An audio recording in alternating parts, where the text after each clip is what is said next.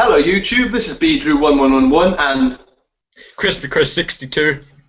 And together we bring you the Welsh Crisp. This is episode 2. We had some great feedback from the first episode and we're glad to bring you a second one. And this episode is going to be titled Zombies. We're literally going to try and cover everything that is zombies. And we're going to be talking about The Walking Dead, just going to throw it out there.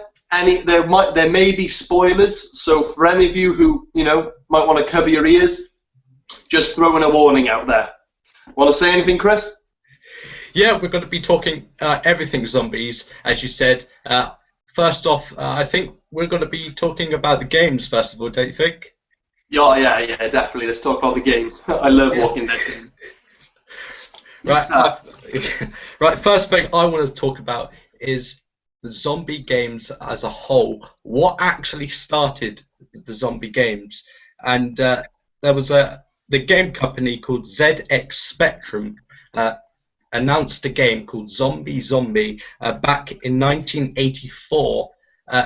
Everyone thinks that Resident Evil was the first ever zombie game, but that in fact is not true. This Spectrum zombie game was the first one in 1984. So, and Resident Evil is actually the first game to really, every single game since Resident Evil has pushed zombies to the limit, because Resident Evil was the best horror game ever, and one of the first ever horror games. And zombies became more frequent every time since the Resident Evil. And also in 1997, a game that really took the zombie genre up to the maximum peak is House of the Dead, which is an absolutely spectacular hit game. And House of the Dead, basically, if you ever go into those arcades where you put one of those coins in, and you get one of those laser guns, right? You get one of those laser guns, and you basically start shooting at the screen. So that basically, everyone loved doing that in 1997, and so more of those games came about, and House of the Dead really started with the shooting zombies, and to how it is now. People are fascinated by zombies, and I think the reason people are fascinated by zombies is that it is a very plausible disaster, because like infection and disease is happening now, and it's only a matter of time before you turn into a zombie. Well, I did not know that there was a zombie game before Resident Evil. I genuinely always thought that Resident Evil was the first game. I honestly did. I mean, I was just going to say, I was going to open up by saying, Resident Evil was the one that started it all. I mean, but that's incredible. What year did you say that first one came out? In 1984. Wow. So would that have been most likely probably around that sort of time, the first? Yeah. Well, Resident Evil was released in 1996, so it's basically nearly 10 years, about 8 years. So. Wow, man, that's incredible. No, that's really cool, because I never really played the first Resident Evil game. I mean, I watched my older brother play it on the PlayStation 2, I think, maybe. And my first hands-on experience of the Resident Evil game was on the Nintendo Wii. I played Resident Evil 4. That was a lot of fun. But I always just assumed Resident Evil was the first, the first one that started all. And that's incredible. That's an interesting fact, actually. Yeah. I bet not a lot of people know that wasn't the first game. Yeah, and I just want to add on that, and the Resident Evil on Xbox One, we had the Resident Evil remake. So anyone who wants to experience Resident Evil in full glory, you can do that now. So. Oh no, Microbox of X is a big fan of that, and he was saying he can't wait to get that. Before we go any further, I just want to do a shout out for a channel, Vincey Gamer. I've been speaking to him recently on Facebook, and he's a top guy. He's got a top YouTube channel. Please go check him out, Vincey Gamer. Cheers, guys. What was I going to say? on what you said though about why people like zombies, I was actually talking to my missus earlier about it, and my personal opinion on why people love the concept of zombies, especially if you refer to the Walking Dead TV show, I just find, like you say, because it's very plausible. I think because it does bring you to your to a very primitive state. I mean, like, you know, today's with technology, you've got your TV, you've got electricity, you've got ready meals, you've got food left, right, and centre. Like, what's that? What would we ever do without ready meals? No, I know exactly, and that's my point entirely. You just hit the nail on the head. The great thing about, like, if you were to, like, you know, just reference like Walking Dead, it's just you've got nothing. You have, and someone like myself, like bloody hell, growing up, I used to love running, like climbing trees, camping, survival. I used to watch Bear Grylls, you know, the whole survival element, and that's what I love about it.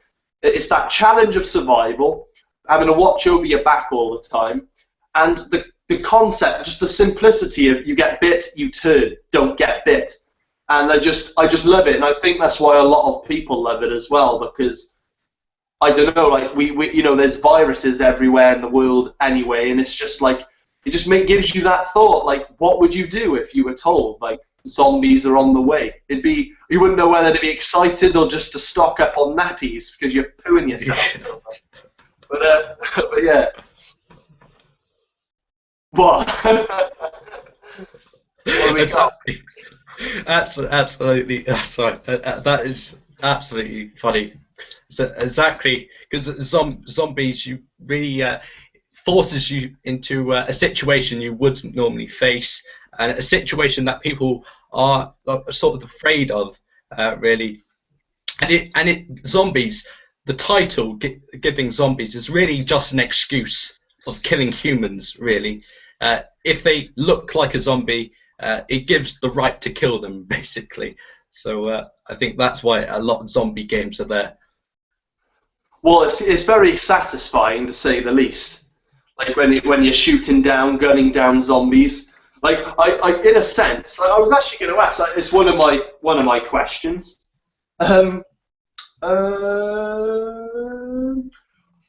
What would be your survival tactic?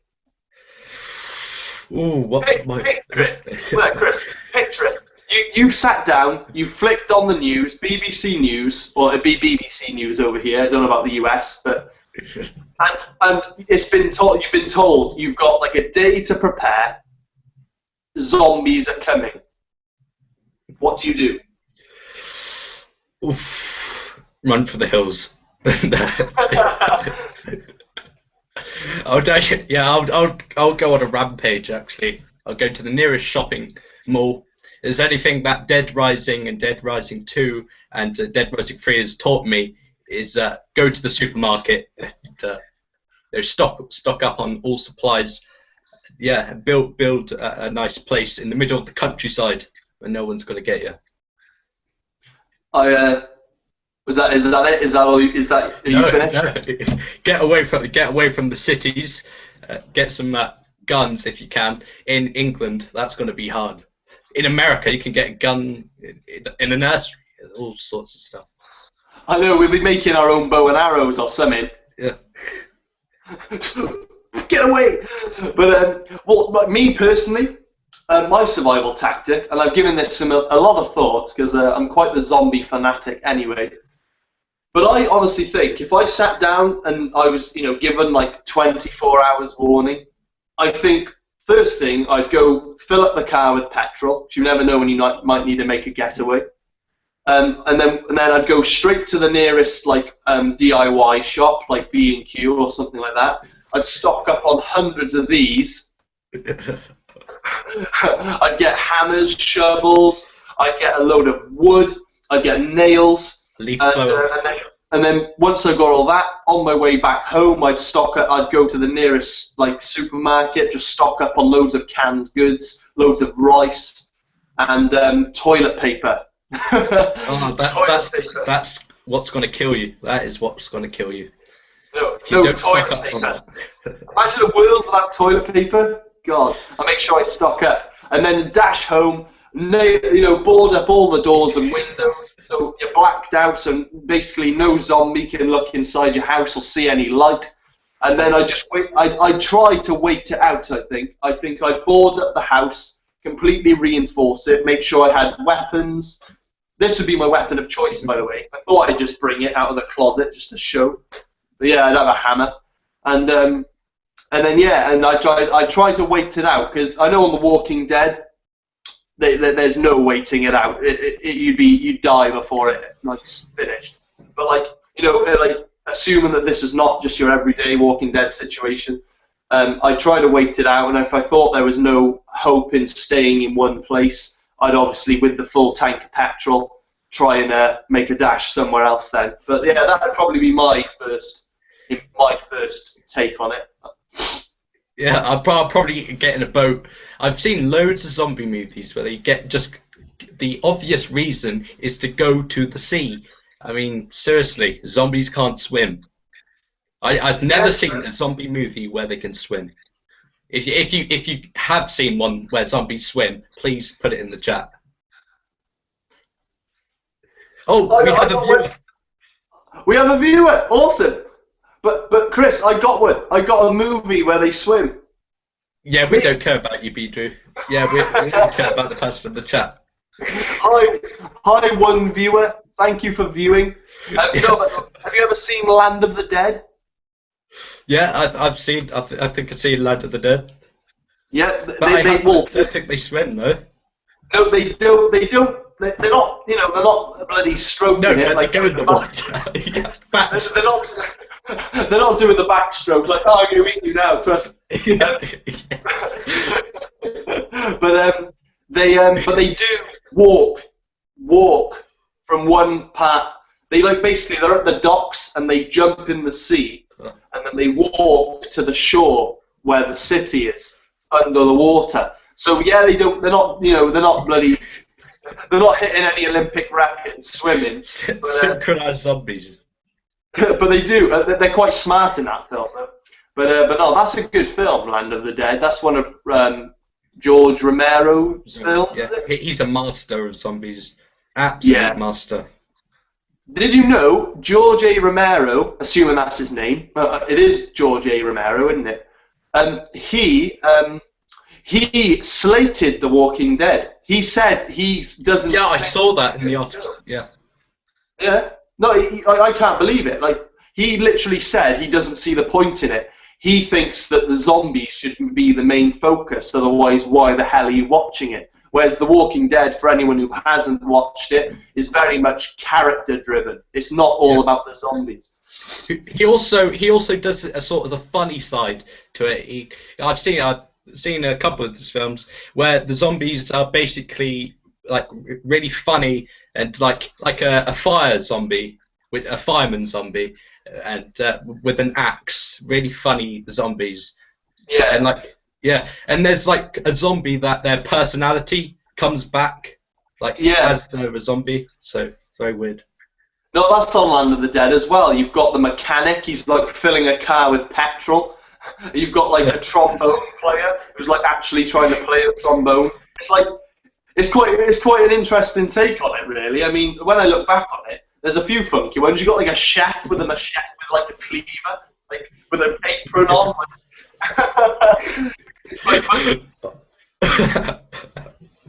Well, that was a Resident Evil. What about the films? There's the games and the films. But I've got the franchise, and one of my favourite scenes is where sort of this massive guy with this massive hammer, a humongous guy with sort of like a bag over his head or a mask with like nails coming out, and he's got like an apron on, and he's like really slow motion walking with some epic music in the shower and like swinging the hammer. It's absolutely amazing. This is the film now, you're talking about? Yeah, the film. Yeah. The Resident Evil films are fantastic in my opinion. Like a lot of people I know aren't really into them. They're not fans, but I love them. I haven't seen a bad one. My favourite one to date is probably Extinction. Yeah. The one with all the sand. Like that one was my favorite. I loved it. I thought the zombies looked cool in it. But that's the thing with Resident Evil, with the films now. The zombies are really weird in it. Like you've got like they're almost like aliens. It kind of reminds me of the film Independence Day, like when the face opens and they got the tentacles and stuff. It's weird. Like it's not your signature zombie. No, because in the first Resident Evil, it was really just about the zombies and then some weird alien creature, and then the second one was about zombies with a boss zombie, and then the third Extinction and then Apocalypse were basically let's just chuck everything horror into this game, and then weird time travel, powers, superpowers, just it was madness. No, totally, you're right. I mean, the first two were like quite signature zombies. You had like the slow zombies, like just like zooming around, and then the second one, Apocalypse, they brought in that giant creature with the turret gun attached to him, and well, I don't know what that was. It certainly wasn't a zombie, but, It was absolutely mad. So, talking of films, what is your favourite zombie film? Without saying my one. I have that exact question down. Two of a kind, Chris. Two of a kind. Okay, here we go. Right. I Am Legend. Fair enough. Like there was a lot of controversy on controversy. I remember when that film came out, there was a lot of debate on the internet whether the creatures in that film were either zombies or vampires, but because they don't meet. Yeah, exactly. Because they only came out at night. But the characteristics of the creature, I'd say they're more zombies than vampires. So for that reason, I class I Am Legend as a zombie movie, and I really liked I Am Legend. I thought it was a very, very, very amazing take on a zombie apocalypse because for this reason, mainly because it was just him. So not only did you have like the world, like and their approach and how they handle the apocalypse, but it was just that one guy, and he really set the tone. It was like, God, what would you like? You ask yourself the question all the time: what would you do in a zombie apocalypse? But what would you do if you were the only man on the planet facing the zombie apocalypse? Yeah. So that's why I like that film. He had his dog companion. Oh yeah. Oh, sad. That was a sad moment. I know, that was horrific. Because imagine just being kind of alone. Like you've got your dog, but then he dies and you are actually alone. Like safe to say, I cried a little. But no, that's my favourite movie for that reason. And I just thought it was a whole different take on it. I mean, like World War Z was very good, and their zombies were quite similar, except obviously they came out day or night. But I Am Legend takes it for me. How about you? Yeah. Well, I'm pleased to announce my favourite zombie movie is 28 Weeks Later. Why? Because it's set in England, London. It absolutely is one of the amazing, not only because it's so realistic on actually what would happen if zombies came to London. They're fast, and I mean they're fast. They're like Olympic sprint. They're Usain Bolt of zombies, man. It's like zombies Olympics. That's how fast they are. It's absolutely ridiculous, but it is such an amazing movie. It's so good because it's set in London, and as soon as one person gets bit, that's it. The entire city is doomed, man. And it really just focuses on, I think there's about 4 survivors, and it really focuses on escaping, really, because you're doomed. You're trying to escape in a helicopter, like miles away, and you're surrounded, and the government is putting bombing the place. It's just a realistic zombie movie, and that's what I really love, dark zombie movies. Do you know what? I'm glad you mentioned that film because one of the main reasons that film in particular, and I apologise in advance, is not one of my favourite zombie movies. Even though I enjoy it, it's not my favourite. It's because when you think zombie apocalypse, I like to think of like everywhere is affected, like, but like with that, it was so like you said, so just, like driven on the whole just London thing.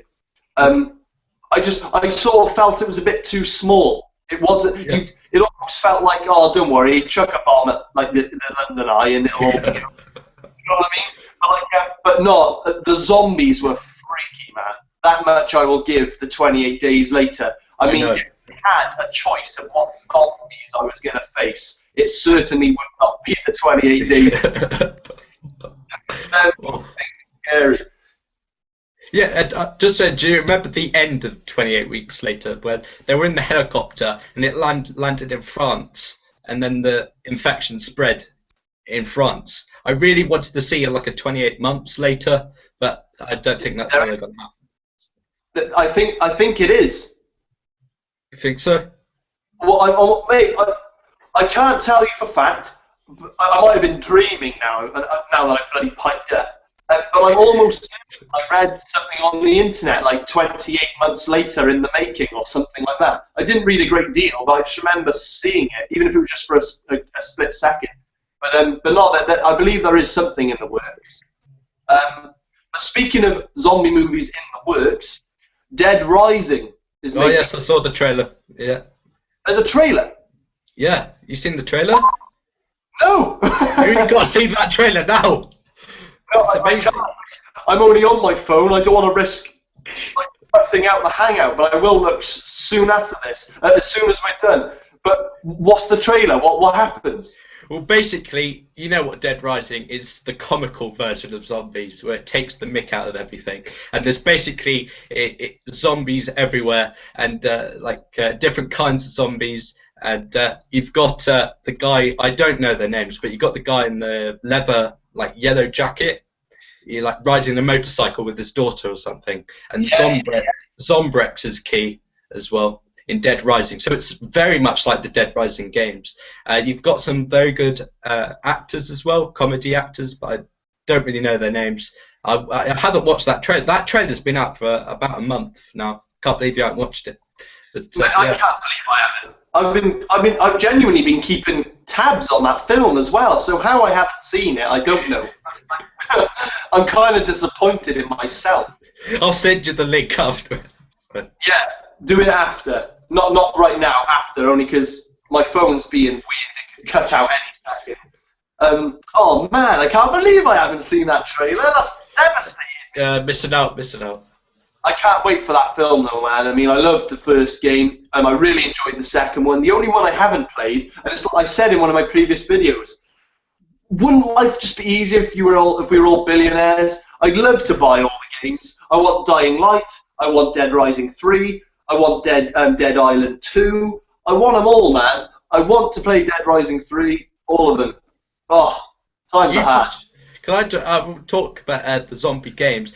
You mentioned Dead Island. Dead Island is a very popular zombie game.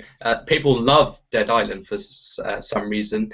Made by Techland, if I'm correct, because they made Dying Light. But the games I played, Dead Island, they're absolutely fantastic storyline. And the co-op is really good. You can join up with about 4 people. No, more than that, 6 people. And just slaughtering zombies. It is absolutely amazing. I cannot wait for Dead Island 2. Do you know what? I will most likely make a purchase for Dead Island 2. But as for Dead Island 1, I'm probably the minority here. But everyone's got to have their opinion. But I found it quite tedious. I'll be honest. The first bloody 50 missions I'd done or whatever, like side missions also, I found it incredible. But then I just thought, so many missions, it was almost like deja vu. I was like, I swear I've done this already. Yeah, fair enough. Yeah. Yeah, but then, like, you know, but as for like, if you just want to get in, get a crowbar and start smashing zombie heads, which we all love doing, it's a perfect game. Perfect. Yeah, and the combination of different weapons as well, like electricity knife, fire, fire crowbars, all sorts, man. It's very good. Well, no, I remember when I first combined like nails with a baseball bat, and I was like, oh my god! And I was just taking names, man. I was knocking heads together. I was running around, smashing faces. It was wicked. So I'm so brutal. I know, absolutely so true. That's the thing, though. It's like what you said.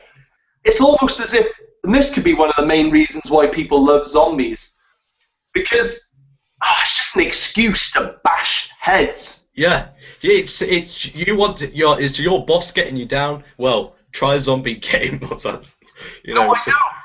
I know. It's almost like if tomorrow zombies were all over the place, it'd be like, okay, how can we make this a positive thing? Make a list of people you want to kill, people you hate, and go knock some heads together. Yeah. If there was a zombie apocalypse, you would go straight for your boss. Yeah, I'm hearing you. I'm hearing you loud and clear. I've had a few bosses in the past who I'd love to put a hammer in their bloody heads, I tell you. Not all of them, but one in particular. I worked in a shop called Bank Fashion, and the girl there, and one of the girls there was my boss and my manager and my boss. I tell you now, if she was a zombie, I'd take great pleasure in bashing her head in, I tell you. She was one of the viewers. What are you doing, man? I know, we're one viewer down now. Sorry, Georgia, I didn't mean to say what personal. Sorry, Georgia. I take that back. I won't hit you with my hammer. Well, I might. Oh, bloody hell. Right, what have we got? Okay, what would your weapon of choice be? You can only have one weapon. I mean, you're talking a lifetime of fighting up. What is your weapon of choice? Because I would have chose a gun automatically, but then you've got ammo, haven't you?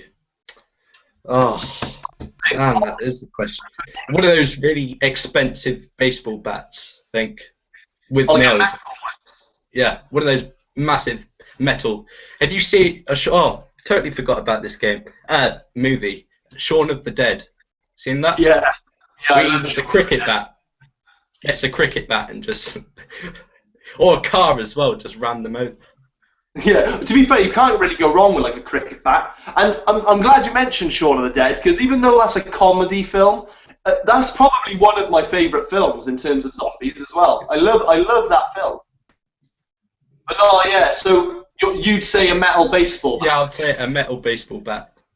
So why? Why would that be your weapon of choice? Why? Because it's just easier, really. You feel, strong. Like with a chainsaw, you keep revving it up before you start chopping the zombies up. So. Revving it up. Do you know what? I'd be very content with a little hammer like this, to be honest. I mean, I'd probably want a more expensive one. Like, I'd probably go out and buy a Stanley, like all-in-one, like nice hammer. But this is only £3.99 from B&Q. I'm sure I could do some damage with it. Yeah. I know if I've learned anything from my here we go, from my tower of comic books. It's that the hammer is probably not the best weapon of choice. Even though I still use it, it seems to get stuck in zombies' heads quite. But still, I don't know what it is. I just kind of like the concept of just gripping a handle. You've got a heavy end, and you just start swinging and taking heads off with it.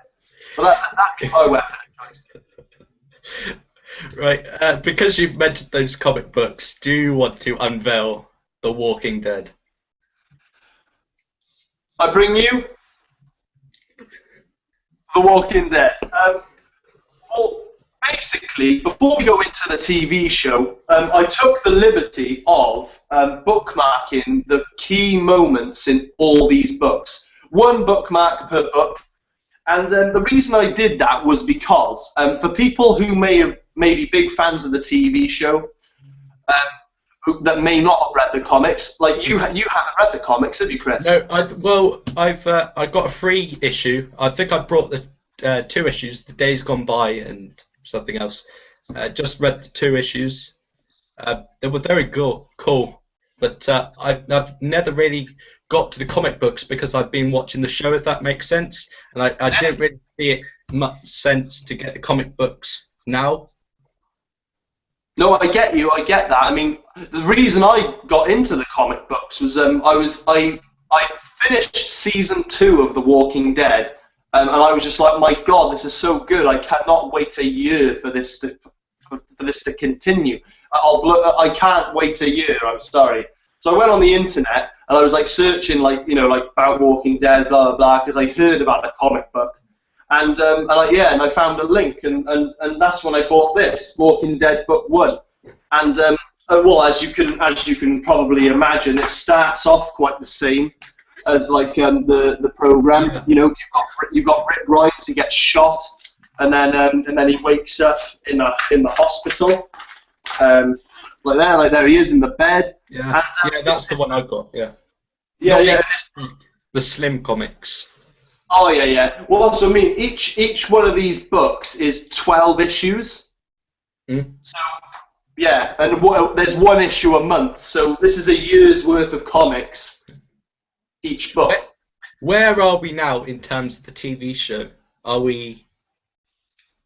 Well, I was actually, if I unveil, basically, I just bookmarked, as you can see, my list, the key moments in the comic book.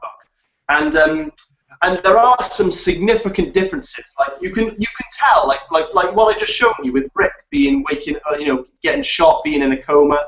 That the program definitely followed the comic book to begin with, but they definitely went on on sometimes similar but very significantly distinctively different track. And this is why. Right, book 1, you've got Rick waking up in a coma after being shot. Similar to the program. Shane, Rick's best mate, dies like very early on. He gets shot in the neck by Carl. Carl gets shot, goes to Herschel's farm. That's very similar. But Shane dies like very early on. He dies in the finale of season 2 of the program. Book 2, we find the prison. We take over the prison. Book 3, we meet the governor, and this is a signature part of the books that I'm quite honestly, like hand on heart, truly gutted they didn't do in the program. Yeah. But first meets of the governor, I'll just show you the picture, just to aid my point. Yeah, Rick Grimes meets the governor, and the governor is all, "Hello, how are you?" Like, seems like quite a nice guy. And they never done it in the program, but he, can you see that? The governor chops off Rick's hand. What? Yeah. Well, that never happened. I said spoilers. I said it at the beginning, but yeah, for anyone who hasn't read the comic book, this is one of the most signature moments in the comic book, and they never done it in the program. But yeah, Rick. That'd be a bit weird if they did. Be weird if they did. Be weird if they did actually go with that. The whole series with Rick with an amputated arm. No, you are right, but the thing is, and that's what I mean. I'm glad you said that, because with the comics, the writing is incredible. I mean, it really is. I know the writing in the program is as well, but the way the character Rick Grimes has to rehabilitate himself, and he was right-handed, and he loses his right hand, so he has to learn how to use his left hand, and it's just attention to detail. And I just think, personally, they really wasted a good opportunity by not doing it in the program, because Andrew Lincoln, I think, is a fantastic actor, and I'd have really liked to have seen him be challenged as an actor. What if they do it later? What if they... Well, they might still do. In one of my previous videos, I predicted at the end of this season they're going to do it, but I'm more hoping than I am actually believing they're going to. But yeah, so that was a signature moment that they really did not do, and I'm kind of gutted. Being that you've heard this for the first time, though, like, what do you think? What do you think of that? Like, would you like to see him lose his hand? Or?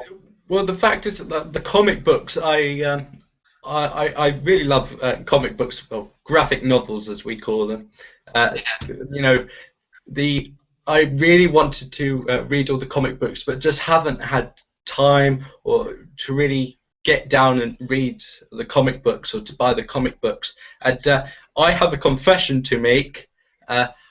Actually, I never saw The Walking Dead when it came out and progressed. I saw it all in one go. In 1 month, I watched the entire Walking Dead. Well, that's okay, mate. We've all made mistakes. Well, I wouldn't call that a mistake. I still watch.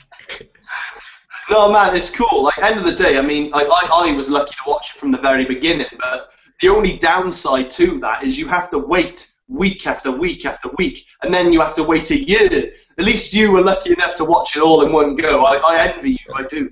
But yeah, Rick losing his hand is a major moment in the comic book. I can't believe it. Cannot believe it.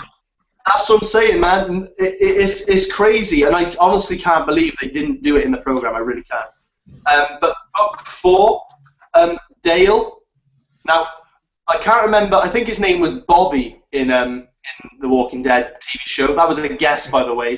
The black gentleman, the one who was going out with Tyrese's sister, he was eaten alive by those cannibals. But in book 4, it was Dale that got eaten alive by the cannibals, by the campfire. He gets like knocked out, gets his leg chopped off, and they're cooking and eating him while he's watching. But Dale still got eaten by zombies. Yeah, well, that's what I mean. That's what I'm saying. In the program, he got ripped to shreds in season 2 by a zombie and got shot by Daryl. But in the book, he was the one who got eaten by cannibals. So, like certain character deaths, you'll find. Well, certain deaths that they use for both program and comic are the same, but just different characters. Book 5, you meet Abraham, Rosita, and Eugene, and that's the same. The story arc for that is the same. They're on their mission to Washington, D.C. To find the cure, but you find out Eugene is bullshitting, basically. Yeah, I want to know what's the story about him, because he just came along and was a fresh new character, as I never read the comics, and it was all a bit weird because I think I believed him until his lies came through, and then I was like, they're obviously not going to go to Washington, or so. Yeah. No, you're right, man. Basically, I'm not actually 100% if they explained the Eugene backstory on the comic book, but in the program, it basically just shows like he's a loner. He's a bit of a he's a bit weak. He's scared. He doesn't have a hope in hell surviving on his own, and he basically sees an opportunity to have a personal bodyguard with him at all times. So he lies to Abraham, saying that he has the cure, and Abraham ends up helping him. And it's the same for the comic. I mean, there's no backstory. You find Rick Grimes' group, and they bump into Abraham and Rosita and Eugene at gunpoint, like, who the hell are you? And they sort of build a friendship from that, you see. Book 7. All right, okay, here we go. No, book 6, sorry. The governor attacks the prison with a tank. Yeah, that was insane. That was absolutely insane. I nearly smashed the TV when I saw that scene because I was so frustrated about they just started settling into the prison. Yeah, no, that's what I mean. Like, they finally got it going, and it was finally starting to look up. They finally had a system, and they decapitate Herschel, don't they? Yeah, in the program. Absolutely shocking.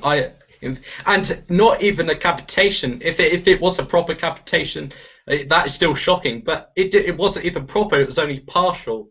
And I know. It goes through you, don't it? But it was actually in the comic book Tyrese that the governor decapitates. So can you explain Tyrese's again? I'm not quite sure. Well, Tyrese is in the program now. He's the one with the hammer. He's the big bloody NFL-sized. Oh yeah, I see. Yeah, I know. He's one of the key characters now. But in the comic book, he's like Rick Grimes' right-hand man. He's like he's probably like in comparison the Daryl Dixon on the because Daryl isn't in the comic. Daryl was invented for the TV show.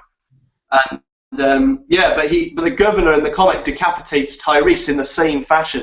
I'll even show you. What book is it? Book 6. God, it took me ages to bookmark these. I'll just tell the thing up.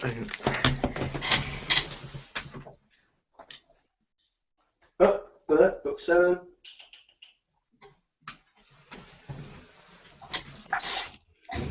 Oh, where are we? Yeah.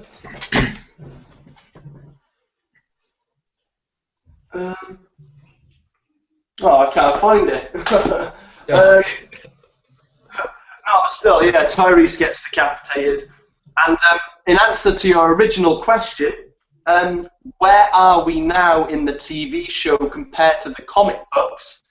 After all this, like all those key moments I just mentioned, in book 7, basically what I'm about to say now are events that haven't happened in the TV show yet, and they've already happened in the comics. So spoiler alerts for anyone who hasn't watched, read the comics, and anyone who doesn't really want too much of a... We lost all our viewers. Goodbye, viewers. But yeah, book 7, Carl gets shot in the eye, and he temporarily has like... I'm joking. Yeah, he gets shot in the eye. That one, I gotta find you. Do you think that'll actually happen in the TV show? Because it's just a little boy. But, well, that's the thing. That's what frustrates me. The comic book. Ah, here we go. Lovely. Oh. Oh, man. I know. But that's the thing. That's the difference. That's the difference between the books and the TV show. The TV show, I find, plays it a bit too safe sometimes. Even though it is shocking as if when Beth died, that was unexpected. Oh yeah. Was that in the comics? No. Beth. I don't even think Beth is a character in the comic. Beth's just in the TV show. But yeah, Carl gets shot in the eye, temporarily forgets everything. I'm just trying to wrap this up now on the books. But book 8, there's a chapter named A Larger World, which is basically where I think we are in the program. I think we've hit this point where Rick Grimes and the group have had enough of running from zombies, and they decide they want to start building a community, basically like what the governor did with Woodbury, but inviting people in rather than killing everyone they meet. I just want to talk about that scene where the governor was basically insane. He stopped his massive truck and then shot every single person. That was insane. Well, that's what I'm saying. He was off his trolley. Like you know, that's what I mean though. Like when you think of like people, you would get those kind of people if the world madman. You would. You'd have these people. These people out there are just waiting. There's some people out there that are just waiting for an excuse to be nuts. And I think the zombie apocalypse would be a pretty decent excuse. But yeah, that's. I think then answered your question. Book 8.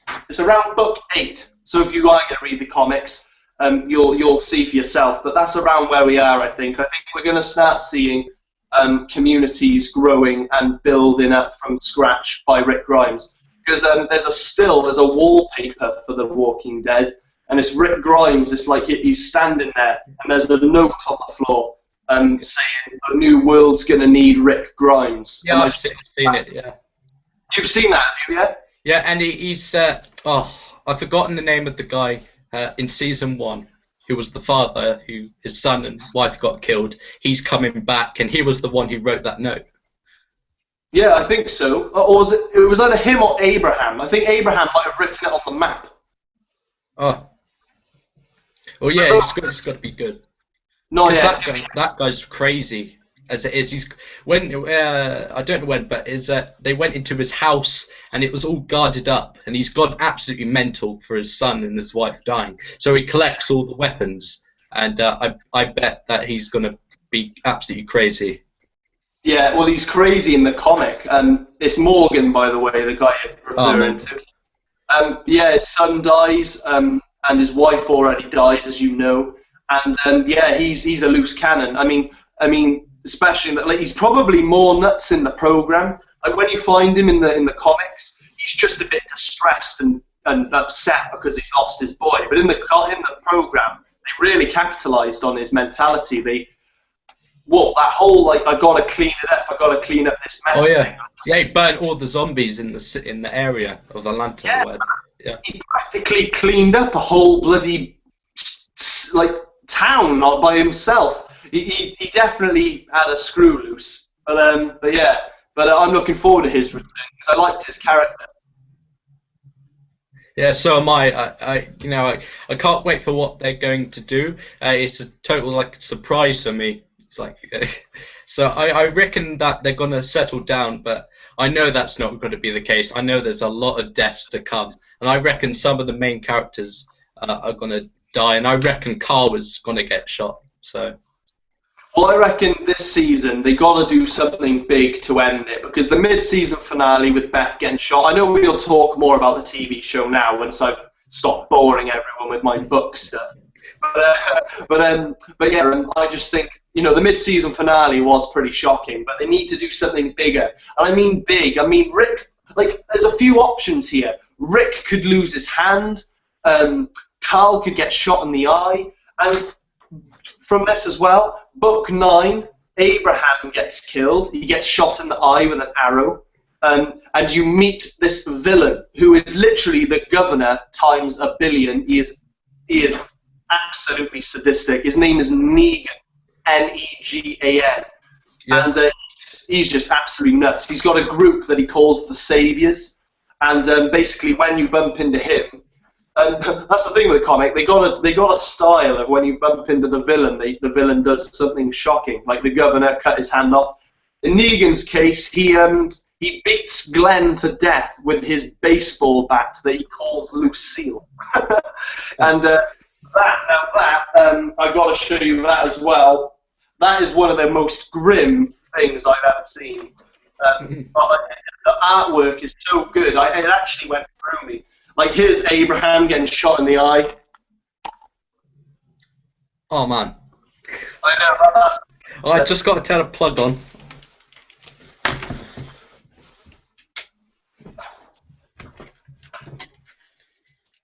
You forgot to put your thing on charge. Forgot to put it on charge again, have you? No, it was just technical difficulty. I'll edit that out. Here you go. Right, basically, here's Negan. There's Glenn. He's about to get his head caved in. Oof. And then you've got... You can tell it's Glenn because they always put him with a cap on. And there's Negan hitting him in the face with a baseball bat. Yeah. And then to just finalise it, and this bit is disgusting, that's just Glenn's head, whatever's left on the floor. Oh, that is eyeballs coming out of his head. Oh. I know. Mate, the comics, man, they're so grim. Like I said, the TV show, it can be grim, don't get me wrong, but if you like gory zombie violence, you have to read the comic. Yeah. I can't tell anyone enough. Well, they call it a graphic novel because it is graphic. That's why. Oh, mate, the graphic is an understatement with those books. I'm going to show you. To finish off on the book front, like the main parts, book 10, the chapter named March to War. We find Rick Grimes. Once he's built this community. There's I think there's 2 other communities as well, and then you've got the Saviors, which are basically Negan's group, which they infiltrate every community like once every so often, every couple of weeks or a month, to demand food and supplies, and it's basically like an ongoing agreement until Rick says F you. And basically, March to War, Rick leads the 3 communities, the Hilltop, the Kingdom, and the Survivors against Negan's Saviors in an all-out war. And granted, there's loads of issues beyond this, but like I've said in previous videos, I buy 1 book a year, and it makes for an awesome-looking collection, as I just shown you. But yeah, so that's where we're up to, where I'm up to anyway. So it's pretty exciting. I know, absolutely exciting. You want to talk about the TV show, The Walking Dead? Can I just pause you for a second because I'm busting for a wee? Are you aware? Well, viewers, it's been a very nice live broadcast with you today. I hope you enjoyed this zombies live broadcast. You're probably all going to leave now that videos are gone, but it'll be fine. I can entertain you. I don't know how, but I'll entertain you.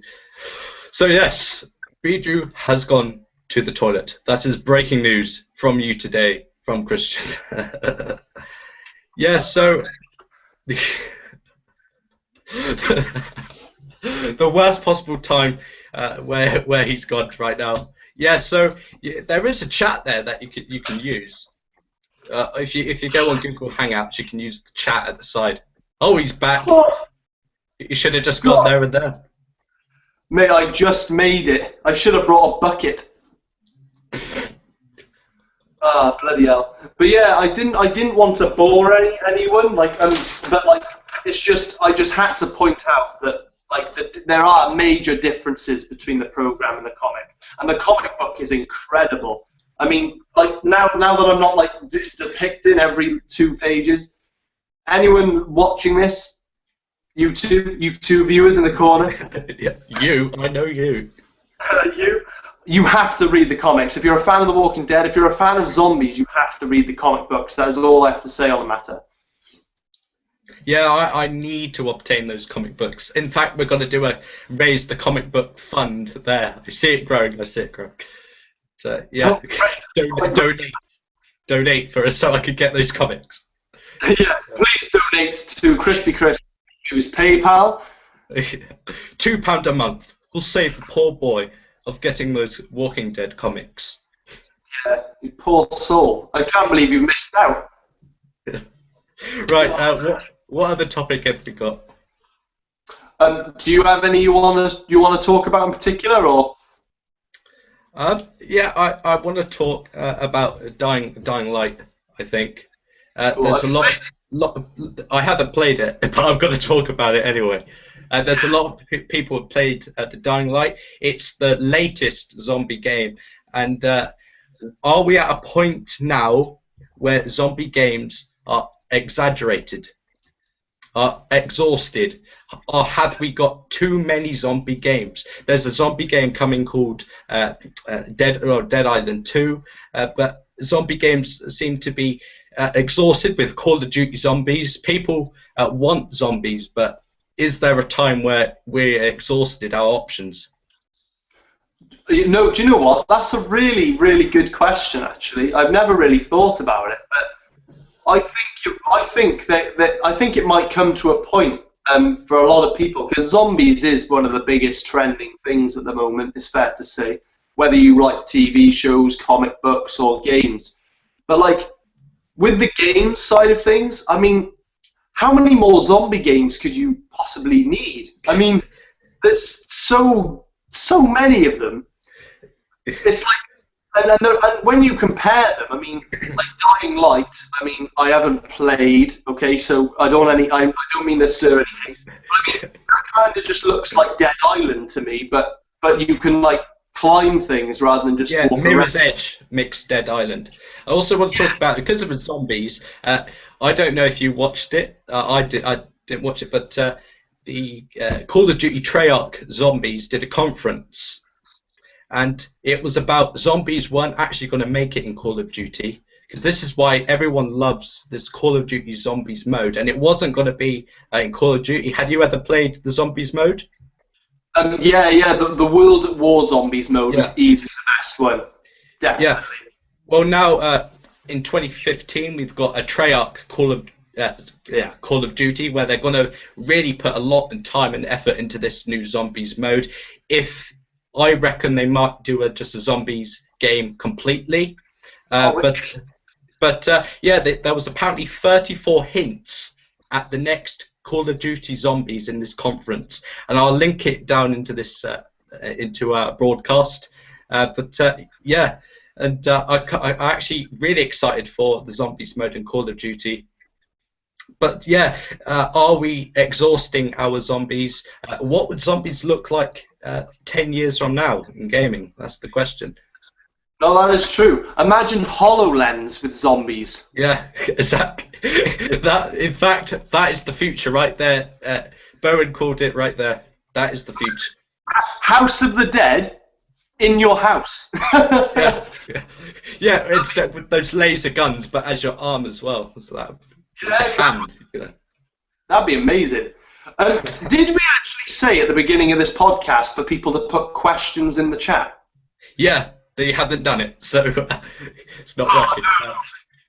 It's alright because you're probably watching it on YouTube, and if you're watching it at all, that's good. So. No, true. As long as we have viewers, that's the main thing. Yeah. But yeah.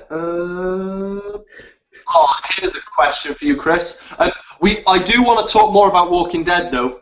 But what would you do if you got bit? And I can't survive it. Okay, we'll split it. We'll split the two questions. What would you do if you got bit on a limb?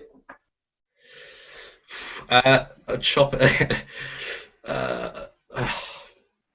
I would actually chop it off because the pain of people turning into a zombie is just too much. I think, in the Walking Dead Telltale, Lee chopped, and he didn't chop himself. He knew he was going to turn, but he got someone to shoot him, so got Clementine to shoot him. So yeah. I think I would rather die if I got bit. Yeah. Well, how about if you got bit in the neck? Same result. What if you were alone though? What if there was no one there? Then your only option would have to rip out yourself. I don't understand. You have to strangle yourself. I think if it was me, if I got bit on the hand or arm, I honestly don't think I'd be able to chop my own arm off. I just think instinct would take over. Like, I just don't think I'd be able to. Like, if I was with somebody, I think I would just be like, just do it. Just do it. Yeah, I think you could actually chop your arm off. Have you ever seen Saw? Oh, that's gross. That's hanging, man. That's harrowing. Oh, yeah. Why do you have to bring that up for? I'm actually a big Saw fan, so. Saw is good. But yeah, I do think if I got bit on a limb, obviously I'd probably try, but I doubt I'd have much hope unless I was with someone. In that case, I'd be like, right, chop it off. But if I was bit in the neck, somewhere where there was no way of saving me, and I was on my own, I honestly think I'd just put a sign on the door outside saying "Do not enter, zombie inside" or whatever, and I just barricade the door from the inside, and I just let myself turn, because I don't think, well, like you said, guns don't come easy over here, so it's like, what would you kill yourself with? Yeah. I certainly wouldn't be bashing myself in the head with this hammer anytime soon. In fact, it'd be pretty boring if Walking Dead was set in England. There'd be no guns, there'll be no governor, it would be like tea. That's what we need. We can't survive without tea, scones. Where are my tea and scones? I need to go to the supermarket now, Throw the PG tips at them. No, when you think about it, yeah. I have to get the suit on. I can't get blood on this suit. Oh no, you can't, mate. You shouldn't. No, you can't get blood out, man. There's nothing. Even Vanish Oxy Action don't work. No. Okay. What if a family member got bit? What would your dad has just gotten bitten? Like gotten bitten? Just got bit. What would you do? That is the question, man. That is the question. It's a tough one, isn't it? I wouldn't want them to turn into a zombie, so yeah, I would have to, like, as you would put a dog down if it was sick. Well, put a wet blanket over its nose. Yeah. Pillow.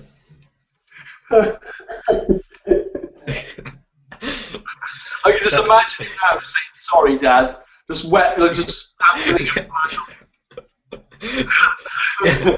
It's like, no, I wasn't bit. No, I don't care, Dad. Yeah. Well, as for me, I mean, I totally get what you're saying, but like, can you honestly picture yourself? Oh, Microbox just said I'm sending questions on Google. Ooh. Yeah, it should be coming through if he is doing. Yeah, cool. So keep an eye out for them, because more questions the better for anyone watching. Just put them out there. Do it, guys. Yeah. We're here live. We'll answer your Yeah, questions. we'll do it live. Right, so. We'll do it live. We'll do it live. But no, because honestly now, answer this seriously. If your father got bit, and we don't have guns, could you honestly use this shiny metal baseball bat that you were just proudly boasting earlier? Would you honestly be able to hit your dad over the head until he died for that? No, that is the question. But yeah, I think I would. I think I would, because you don't really give me any other option, really. Because The Walking Dead Telltale, that was the exact what you had to do with Clementine's parents and. No, do you know what? I want to talk about that game, because the decision making, that's what brings. So do I. I so want to talk about that game. Yeah, well, that's what I mean. All these questions I'm asking you, you're faced with nearly all of them on this game, and you have to make these decisions. Yeah, and then live with them as well. No, exactly. That's the beauty of it. You can't go back on it. But yeah, I think honestly, if it was my dad, I don't know. I possibly would do the same thing. I think I'd try and like knock him out with a right hook, and then when he's like down on the floor, just. Your dad's behind you, by the way. So, I think my dad's watching this, actually. What? Hi, Dad. No dads were hard during the making of this. No dads were harmed in the making of this podcast. Well, actually, he is harmed because he's just had a neck operation, and he's probably like. He's turning right now. He's turning. He's probably like watching now. Bless him. Bless him. Right. Okay. I got another question. I don't know. Have you got any questions? Because I've got quite a few here, but I want to know if you have any. No, I really want to talk on the subject of just The Walking Dead Telltale. I'd put that in big capital letters. No, yeah, definitely. I got two more questions to ask, but we'll leave them for afterwards, because The Walking Dead Telltale games I want to talk about too. They are incredible games. Are we ready to talk about The Walking Dead Telltale? Give me a thumbs up. What's that? The viewers, give me a shout out if you want to talk about The Walking Dead Telltale. But we're going to talk about it anyway. Oh yeah, definitely, we got to. Well, I think in comparison to anything else, the Telltale games are the best going. I mean, I just recommended the books highly, but in order for like first, second, third must like do's, it is definitely the Telltale games. Then it'd be the comic books. Then it'd be the TV show, because the story in the Telltale games are unbelievable. Yeah, and I have done a review on The Walking Dead, and it is one of the most powerful emotional games you will ever play. The Walking Dead really connects within these heartstrings right there. Can you see my heartstrings? Yeah, you can see my heartstrings. But but they're absolutely amazing. You caring for this girl. It's really you focus on Lee Everett, which is he's a convicted killer. And a family man, and I think he killed his wife, if I'm not correct, or something like this, and he was taken to prison. But I think his wife cheated on him, and he killed the wife's partner. Like that. And then he went off the road. It was hit a zombie, and then when he woke up at the police car, zombies had taken over basically. And he's really struggling, and then he finds this little girl called Clementine, and really they bond together as soon as they see each other. And Clementine's lost a parent somewhere, so that basically the whole story is to find their parents, but there's a load of other characters in between, and it really gets really mixed up. but it is just the bonds between Lee and Clementine that really gets at you. It gets at your heartstrings, and the choices you make. You think you're going to make the right choice. You think you're going to save someone's life, but in fact, good effects have negative effects, and a good choice has bad choices for others. And it is a hard game, and it really is a game that to do what you would actually do in that situation. Yeah, definitely. I couldn't say it better myself. It is one of those games which is a must play for anyone who's a fan of this kind of topic, like anything zombies, regardless if you're a fan of The Walking Dead. If you truly are one of these people who ask yourself, like, what would you do in that situation, this is the perfect game, because it puts you in those positions where you're given like 3 options, and you have to make a choice. And once you've made that choice, well, sometimes it's two options, yes or no, you know. Yeah, exactly.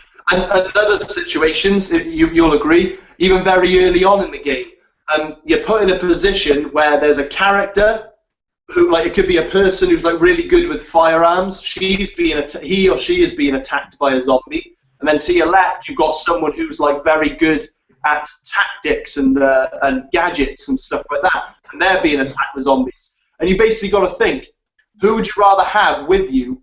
Someone who's good with a gun, someone who's good with, and then you've got to make that choice. Who do you save? And one of them will die. And yeah.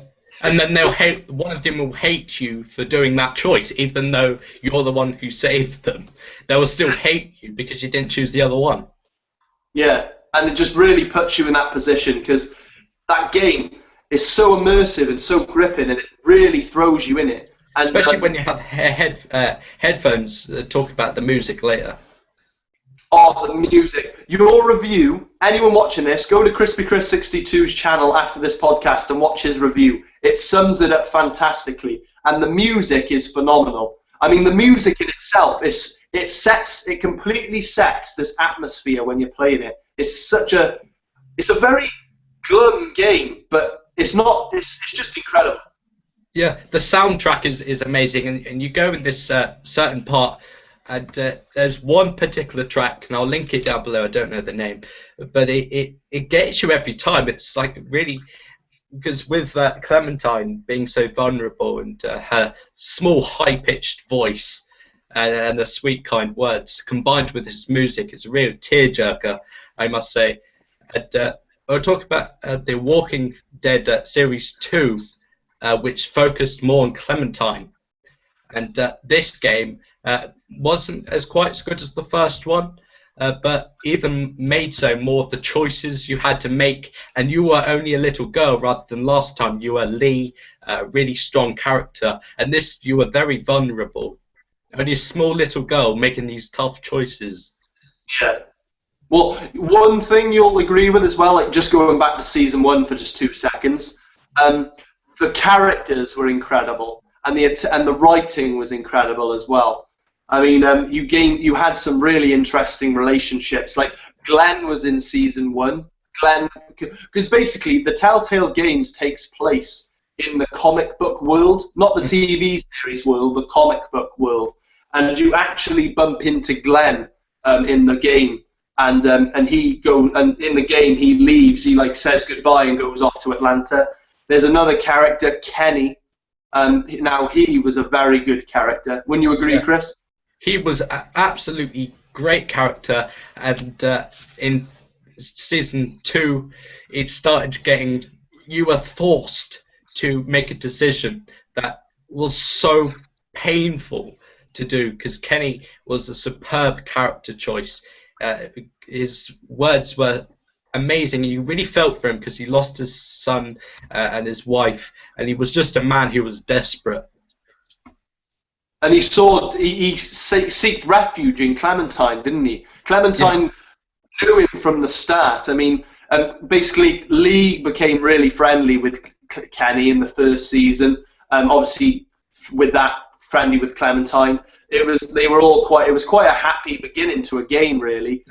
He was a broken man. Broken man. He was an absolute broken man.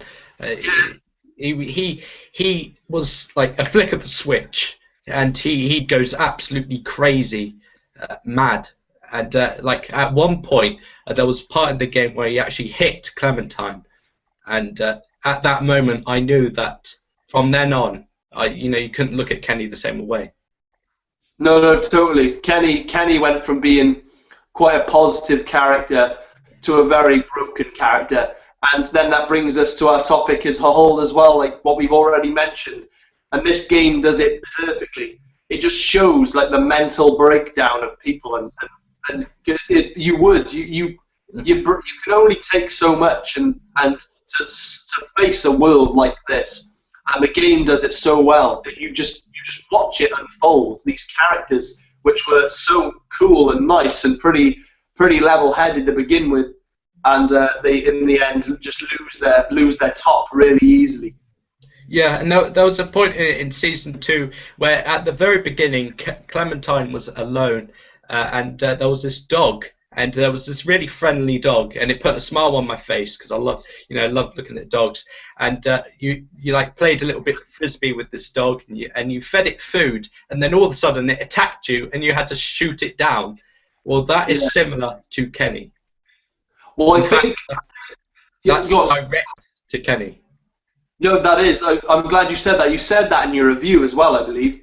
It was like metaphorical, wasn't it? It was like the dog was symbolizing at the very beginning of season 2 how something so precious and so happy and lovely and like you said, heartwarming, brings a smile to your face, could just snap like that any second. Yeah, and that was very clever of them. I just thought, what? That doesn't even make sense. Why is this dog suddenly going crazy when I've just played some frisbee and it was all happy? And I know what you mean. I was thinking the same thing. I actually thought it was going to be like your companion. Yeah, so did I. I was thinking, yes, we finally have the dog. Yes, and then it just starts attacking you, and then you have to shoot it down. No, it's sad.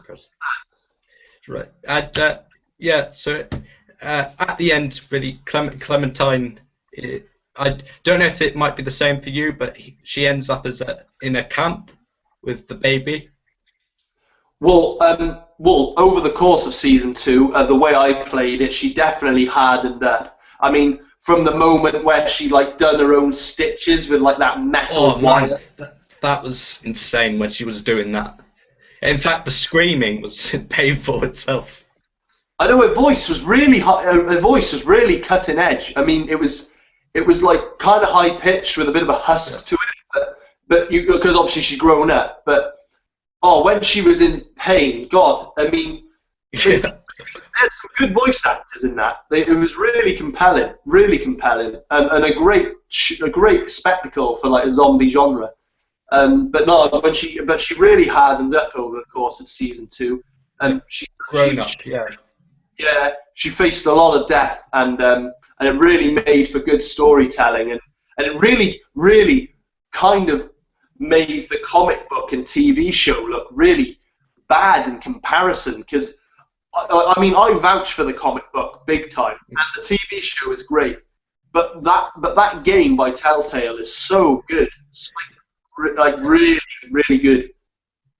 Yeah, and the Clementine, this girl you've been with since the beginning, and I reckon, as you would agree, season 3 is probably going to still be focused on Clementine, and I can't wait until her voice goes deeper. That's the best thing.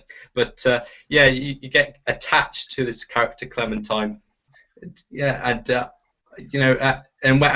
the end of season 2, she's at the camp and with the baby, and you can tell she's been through a lot, and I really wish that she just settles down, but I know that's not the case because it doesn't make for a good game if it's unhappy.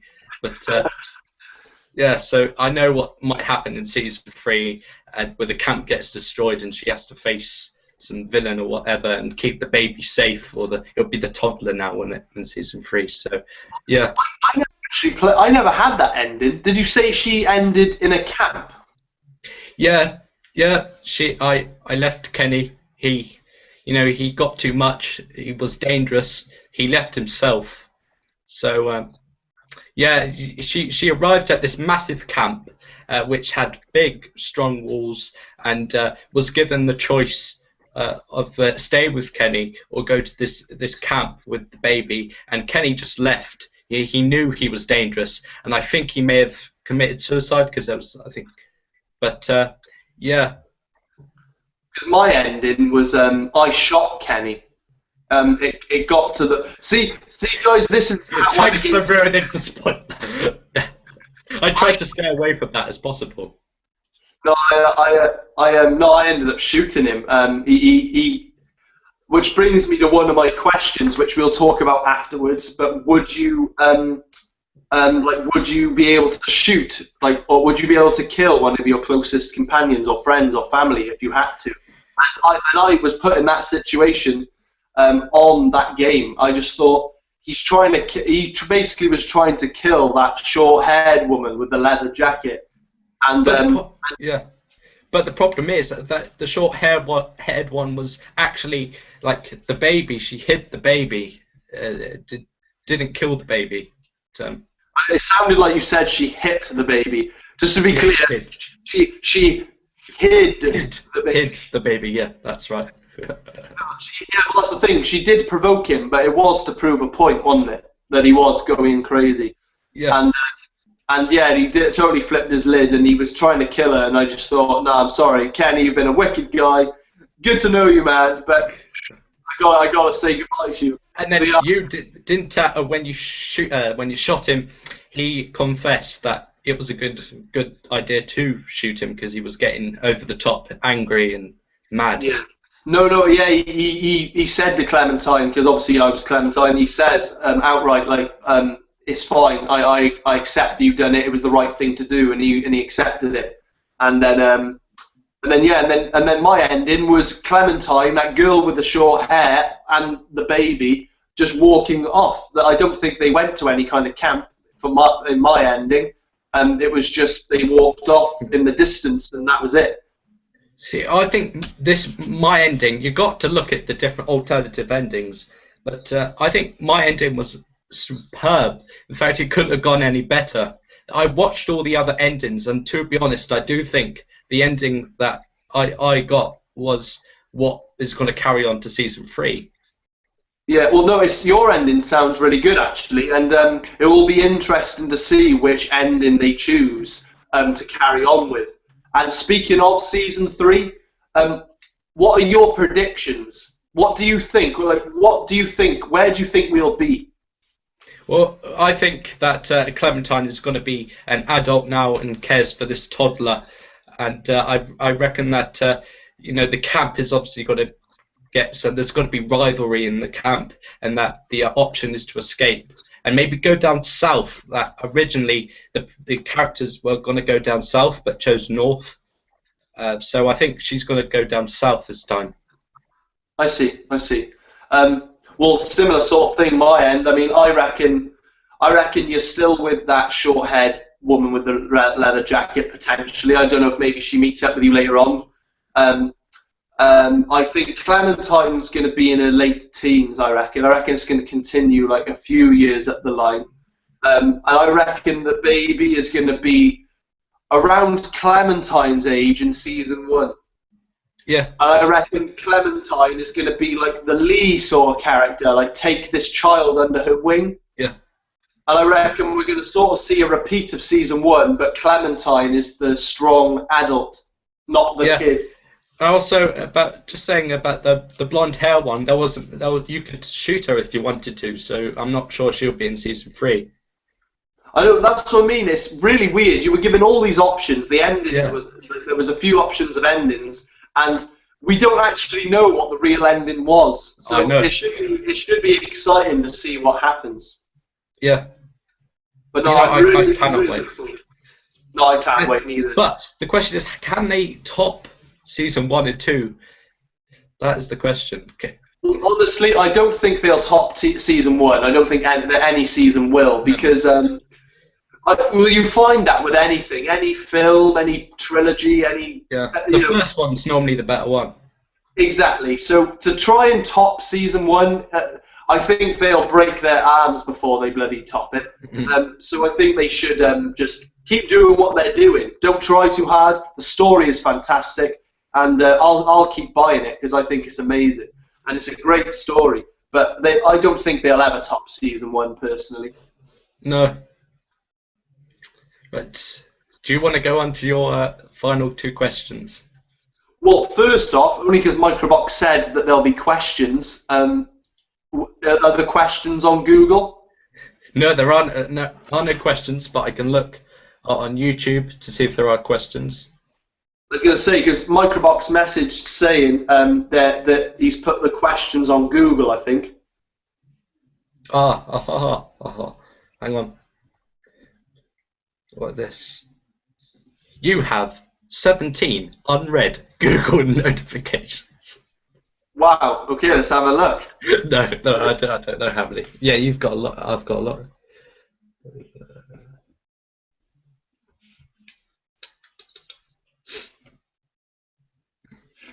Oh wow, I'm watching my own thing.